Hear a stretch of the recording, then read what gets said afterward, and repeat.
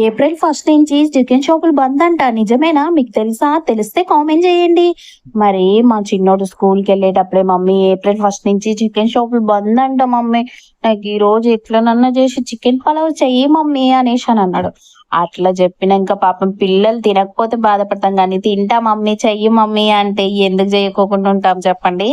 అందుకే ఈ రోజు అయితే చికెన్ పలావ్ అయితే చేసేస్తున్నా మా చిన్నడు కోసం. మరి నిజంగానే చికెన్ షాపులు బందా? నిన్న తీసిన వీడియో లేండి. ఈ రోజైతే నాకు తెలీదు. నిన్న మా వారు తెచ్చారు. నిన్న తీసిన వీడియో ఈ రోజైతే అప్లోడ్ చేసేస్తున్నా. మరి మా చిన్నోడైతే చికెన్ పలావ్ అని రోజు అంటుండండి ఒక 2 డేస్ నుంచి. సరే చికెన్ షాపులు బంద్ అని ఎవరో బస్సులో వాళ్ళు వచ్చే స్కూల్ బస్సులో డ్రైవర్ అంకుల్ అంట మాట్లాడుతుండంట వేరే వాళ్ళతోటి. ఇక వాడు విని నాకు చికెన్ తెస్తావా తేవా డాడీ ఈ రోజు చికెన్ పలావ్ చేయమను మమ్మీని అనేసి గొడవ చేస్తుండే.